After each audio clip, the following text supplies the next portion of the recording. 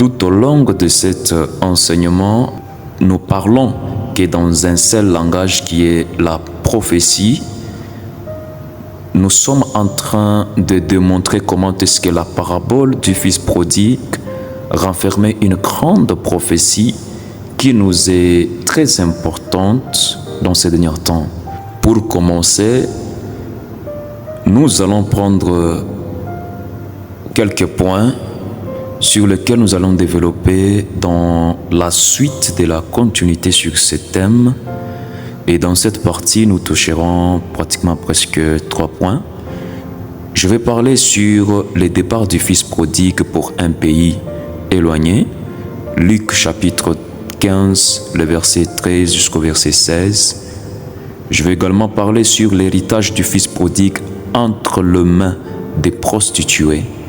Enfin, je toucherai sur les fils prodigues au service de l'un des habitants du pays. Petit à petit, jusqu'à ce que je toucherai d'autres points et conclure avec ce langage de la prophétie. Les départs du Fils prodigue pour un pays éloigné. Nous avons commencé par expliquer et démontrer comment est-ce que le Fils prodigue parlait des habitants de la maison d'Israël, et aussi nous avons démontré comment est-ce que le Fils cadet parlait de Jacob. Et donc nous marchons avec l'histoire du Fils prodigue, et dans l'ombre nous marchons avec l'histoire de Jacob. C'est là que nous sommes en train de nager.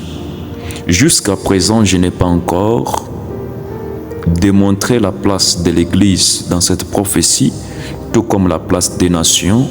Nous sommes en train d'aller petit à petit, question d'arriver à la compréhension.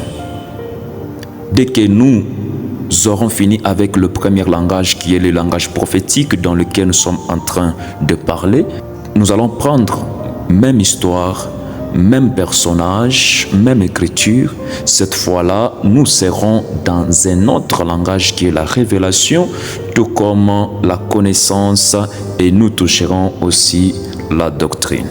Selon l'histoire que nous sommes en train de parcourir, lorsque vous prenez Luc chapitre 15, ici nous prenons juste le verset 13 jusqu'au verset 16. C'est une longue histoire telle que je l'ai toujours dit. Puisque nous sommes lecteurs de la Bible, je crois que nous avons déjà lu cette histoire. L'histoire en résumé, quelques jours après que le Fils prodigue ait pris la part de ses biens ou de son héritage, il va s'en aller dans un pays éloigné. Là où il va partir, vivant dans la débauche, dissipant, dépensant tout ce qu'il avait comme héritage. Quelques jours après, une très grande famine survient dans ce pays, dans le point que le Fils prodigue, se trouvant dans le besoin d'avoir même un pain qu'il ne pouvait pas en trouver, il va se mettre au service de l'un des habitants du pays. Et voilà, malgré qu'il était au service de l'un des habitants du pays, il ne pouvait trouver toujours pas un pain. Dans l'ombre, nous avons vu cette histoire avec Jacob, comment est-ce que Jacob est sorti avec l'héritage dans la maison d'Isaac pour un pays éloigné. Alors, parlant des départs du Fils prodigue pour un pays éloigné, Jacob, après avoir pris la bénédiction de son père qui parle de son héritage, va partir dans un pays éloigné. Et là, il va se retrouver à Panda-Aram, dans une plaine au nord de la Mésopotamie, région de la Syrie. Et donc, parlant d'un pays éloigné dans la prophétie, nous voyons directement les nations. Le Fils prodigue qui va dans un pays éloigné parle des habitants de la maison d'Israël qui partent chez les nations. Il fut un temps où Israël est allé habiter parmi les nations. Voilà ici le fils prodigue qui va aller dans un pays éloigné qui parle des nations où il va habiter avec les prostituées qui sont les habitants des nations. Et nous avons démontré comment est-ce que les nations ont été représentées par Léa. Un temps après l'ascension de notre Seigneur dans l'an 70 de notre ère, Jérusalem fut attaquée par les Romains sous la direction du général Titus et les enfants d'Israël ont été emportés parmi les nations selon la prophétie de Luc chapitre 21, le verset 24. Et cette prophétie a été donnée par le grand prophète qui est notre Seigneur Jésus-Christ, lui le prophète majeur, le prophète puissant. Et je vous dis mes frères, de cet événement de l'an 70, les enfants d'Israël devaient quitter le pays. Ils ont été déportés. Jérusalem est allée en exil.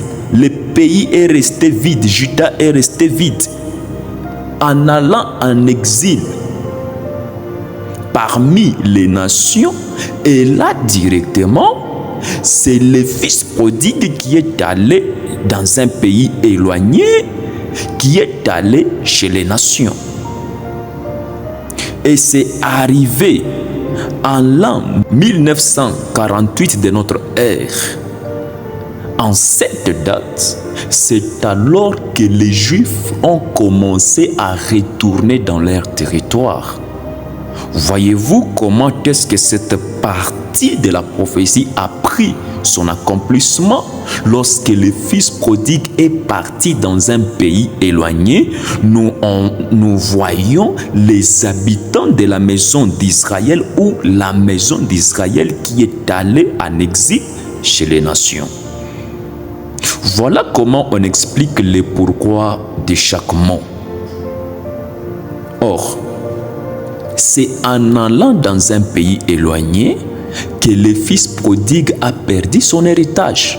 Israël, en allant chez les nations, Israël va perdre son héritage.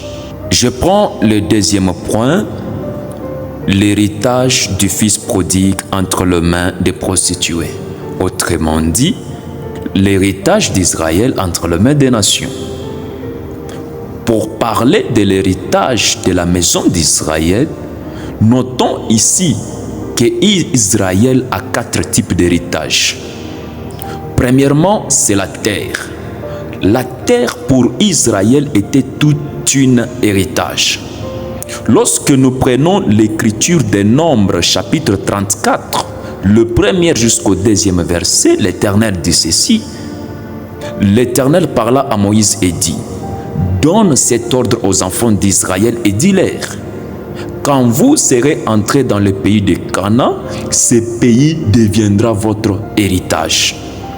Pour les enfants d'Israël, la terre était tout un héritage.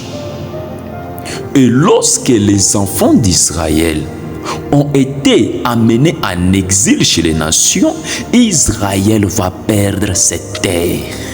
C'est comme ça que lorsque les enfants d'Israël ont quitté le pays de Canaan, les nations qui étaient tout autour, les nations qui étaient autour d'Israël ont en profité de ces moments d'absence d'Israël dans sa patrie, ont en profité de s'accaparer de la terre d'Israël.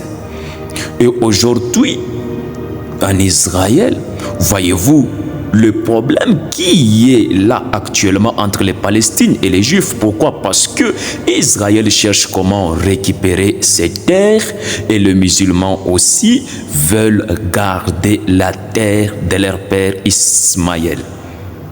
Mais avant que les musulmans disent que la terre était de leur père Ismaël, c'est les Juifs qui occupaient ce territoire. C'est lorsque la prophétie que Jésus avait donnée s'était accomplie, alors Israël se retrouve en exil. Les musulmans qui étaient autour vont s'accaparer de ces territoires. Voilà ici les fils prodigues lorsqu'ils partent dans un pays éloigné qui est les nations, autrement dit la maison d'Israël qui part chez les nations, le fils va perdre son héritage. Israël va perdre son héritage. Alors, la première héritage qu'Israël a perdu en allant dans un pays éloigné, c'est tout d'abord la terre. La terre, pour Israël, c'était tout un héritage. Et aujourd'hui, lorsqu'ils ont fait leur retour, Israël a commencé petit à petit à récupérer ces terres, à récupérer ces territoires. La deuxième héritage, pour la maison d'Israël, nous avons la loi de Moïse. En lisant Deutéronome 33, le verset 4, l'Écriture dit « Moïse nous a donné la loi, héritage de l'assemblée de Jacob. » Pour la maison d'Israël, la loi est tout un héritage. Qui parle de la loi, nous voyons directement l'évangile. Puisqu'on ne peut pas parler de cet évangile que nous prêchons si ce dernier n'est pas sorti de la loi. Alors l'évangile qui est sorti de la loi, nous parlons de la grâce qui est sortie de la loi. C'est comme ça que les lions que Samson avait tués, c'est dans ces lions que le miel était sorti. Le miel, c'est ce qui est douce. Les lions, c'est ce qui est fort. De ce qui mange est sorti ce qui se mange. Ce qui se mange, c'est la grâce. Mais ce qui mange, c'est les lions. Lorsque nous parlons de la loi, nous voyons l'évangile qui était pour la maison d'Israël, aujourd'hui qui est sur les nations. De nos temps, nous sommes en train de parler. L'évangile véritable, la révélation authentique des Écritures est parmi les nations. C'est aux nations que sortent des grands prédicateurs. Quand on parle des nations, on va tous les pays en dehors d'Israël. C'est aux nations qu'il y a l'évangile véritable. Et je peux m'hasarder pour aller plus loin et dire qu'au Congo, en Afrique, nous avons l'évangile véritable. Ce n'était pas pour rien que notre Seigneur a quitté Israël à l'époque pour aller se cacher en Égypte qui parle de l'Afrique. Pourquoi? Parce que notre Afrique est un grand berceau. L'Afrique engendre beaucoup de prédicateurs. Beaucoup d'hommes de Dieu puissants en sortent de l'Afrique. On en a connu plusieurs. On parle aujourd'hui de nos pères Haïti, Nabala. On parle aujourd'hui de beaucoup d'hommes de Dieu qui sont ressortis de l'Afrique. Et j'ai pris que Dieu fasse de ton ministère un grand homme qui sortira de l'Afrique, qui annoncera l'évangile au Moyen-Orient, qui annoncera l'évangile au Moyen-Orient, qui annoncera l'évangile aux Asiatiques, qui annoncera l'évangile aux Européens, qui annoncera l'évangile partout au monde.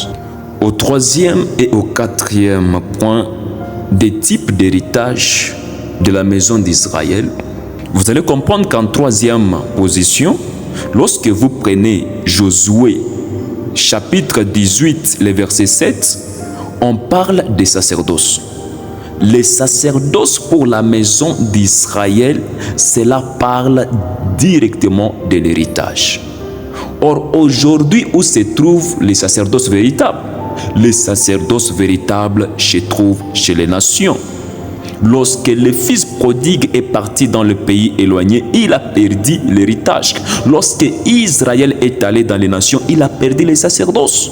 Aujourd'hui, Israël n'a pas de temple, n'a pas les sacerdoces.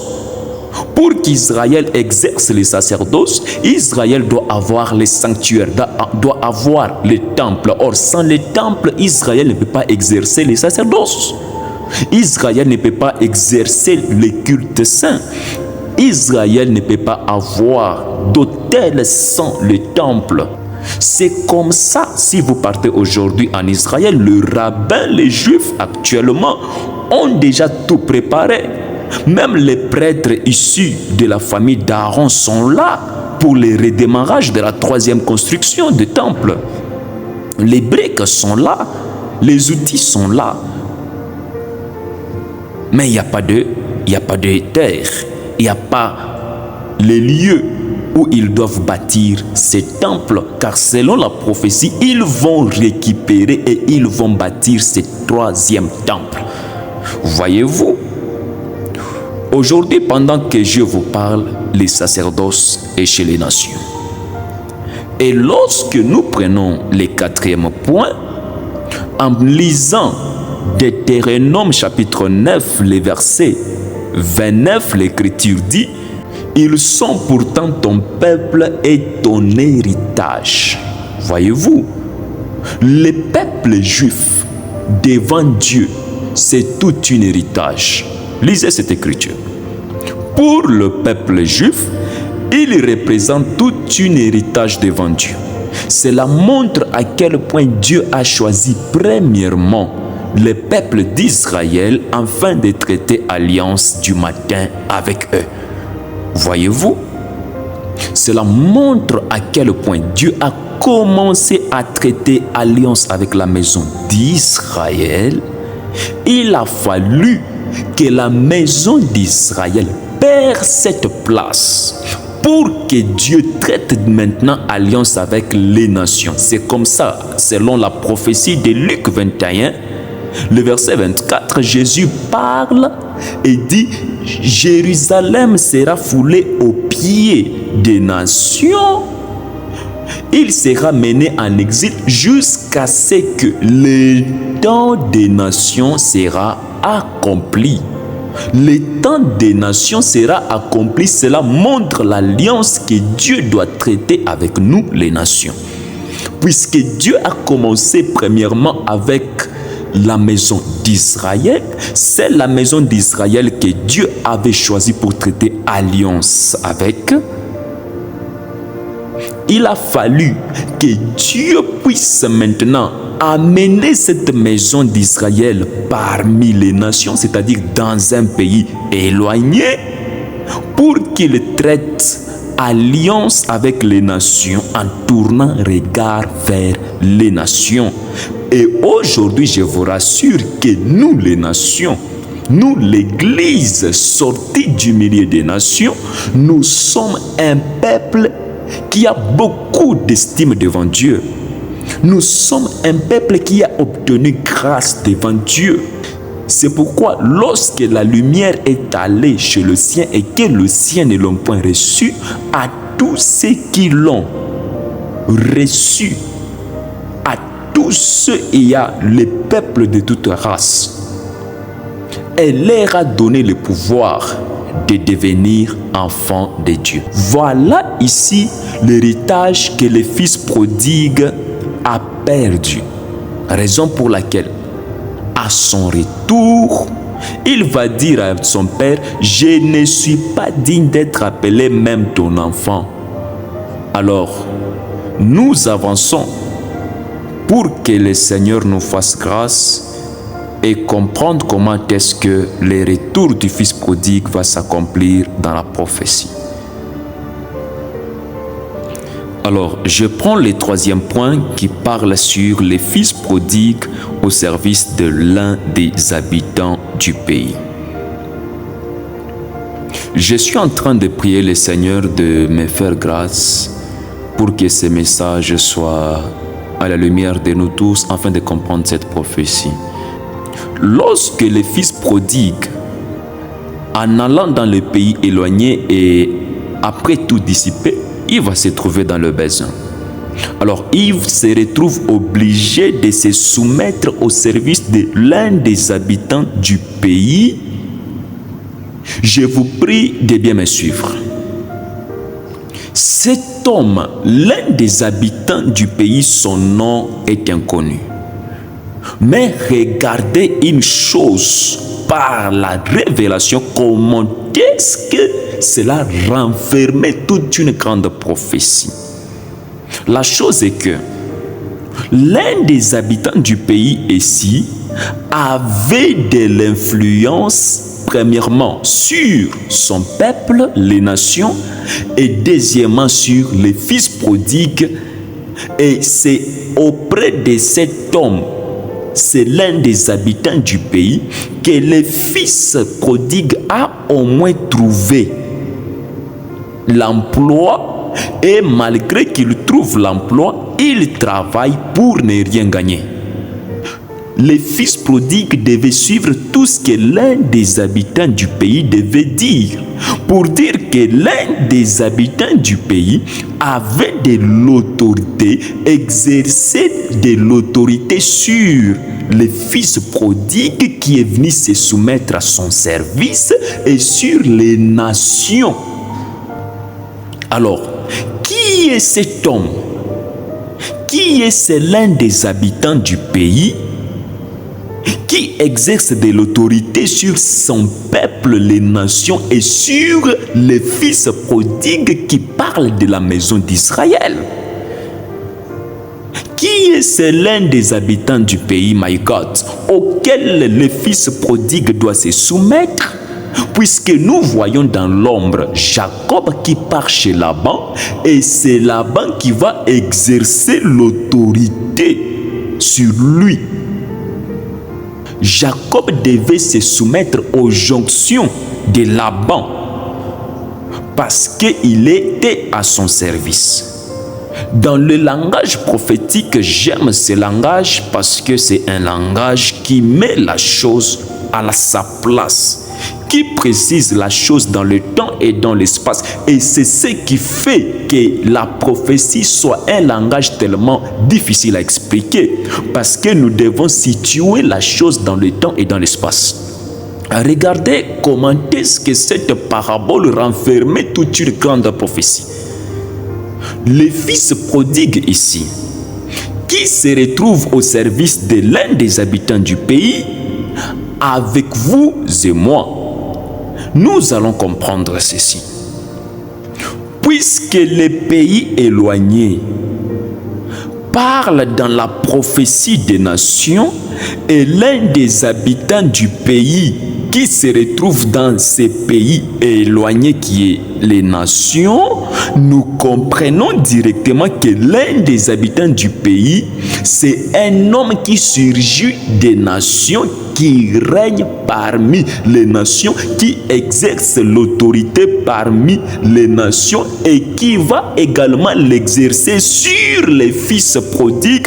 Or, les fils prodigues parlent directement des habitants de la maison d'Israël. My God. Cela veut dire que dans la prophétie, nous voyons directement un homme qui exerce de l'autorité sur son peuple, les nations, et sur la maison d'Israël. L'homme, l'un des habitants du pays, cet homme qui va exercer son autorité sur les nations et sur la maison d'Israël n'est rien d'autre que l'homme impie que la Bible appelle l'Antéchrist.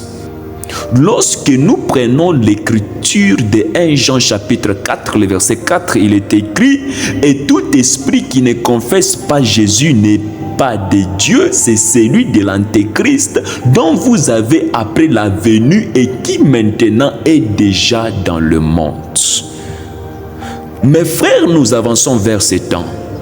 Bientôt, le fils prodigue va retourner dans la maison. Et j'ai dit dans la première partie que cette écriture ne s'est pas totalement accomplie. La parabole du fils prodigue ne s'est pas encore accomplie en totalité, puisque le fils prodigue n'est pas encore retourné chez le Père.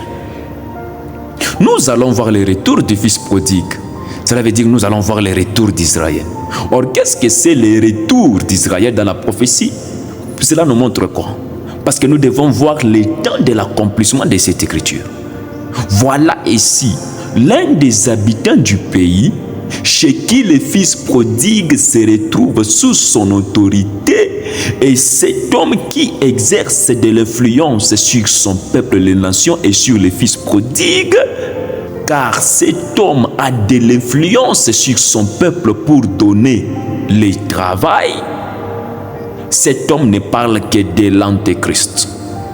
Il y aura un temps où le fils prodigue, qui est Israël, ensemble avec les nations, se retrouveront sous l'autorité de cet homme impie qui est l'Antéchrist. C'est cet homme impie qui commencera à donner des solutions et aux nations et aux fils prodigues, c'est-à-dire à la maison d'Israël. Et Israël l'aimera parce qu'il trouve les solutions, c'est-à-dire le travail chez lui, et les nations l'aimeront parce que cet homme leur donne des solutions. Voilà ici le fils prodigue au service de l'un des habitants du pays. Et également, voilà Jacob qui se retrouve au service de Laban. Et Laban va exercer de l'autorité sur Jacob. Laban va donner des solutions à qui? À Jacob. Malgré qu'il va non seulement donner tout ce que Jacob désire, parce que Laban va mettre Jacob dans la confusion. Nous allons voir là où l'Antéchrist va mettre Israël dans la confusion. Et même les nations se retrouveront dans la confusion. Et Jacob va maintenant dire à Laban, laisse-moi partir. Que le Seigneur nous aide. Parce que Jacob pensait qu'en travaillant pour les 7 ans, j'aurai directement Rachel. Non, non, non, non, non. Tu n'auras pas directement Rachel. Tu auras d'abord Léa. Quelle confusion. Tu dois de nouveau travailler pour avoir maintenant Rachel. C'est comme ça que les fils prodigues se retrouvent dans des moments difficiles, dans la souffrance, et va se dire non, comme il y a l'un des habitants du pays qui donne de l'emploi, j'irai chez lui pour qu'il me donne quand même de l'emploi et je trouve des solutions à mes problèmes. C'est cet homme impie qui est l'Antéchrist qui exercera de l'autorité sur les nations, puisque actuellement l'Antéchrist en os et en chair n'est pas encore là. C'est son esprit qui est là. Qui part de son esprit, nous voyons ses œuvres par-ci par-là en train de préparer la sortie officielle de cet homme impie. Et c'est cet homme impie qui donnera des solutions aux nations parce qu'il aura l'autorité sur les nations et sur Israël. L'autorité dans la politique, l'autorité dans les domaines religieux. Cet homme impie, c'est l'un des habitants du pays qui est l'Antéchrist. Va donner des solutions à Israël qui est le fils prodigue. Malgré tout ça, le fils prodigue va se retrouver dans une grande confusion. La confusion en est que malgré qu'il travaille, il n'en trouve pas le pain. Quelle confusion! Tu obtiens le travail, mais tu n'as pas la rémunération. C'est comme ça qu'Israël va se rendre compte, après avoir traité des moments de paix, d'alliance avec cet homme, Israël va se rendre compte que cet homme en réalité n'est pas venu nous donner les solutions. Cela montre à quel point l'un des habitants du pays l'a totalement mis dans des confusions. C'est là que Israël va se rendre compte qu'en réalité, en pensant traiter des moments de paix avec cet homme, qu'on aurait obtenu des solutions. C'est alors qu'Israël va se révolter contre l'un des habitants du pays qui est l'Antéchrist. Et c'est là que nous verrons l'abomination de la désolation dont a parlé le prophète Daniel.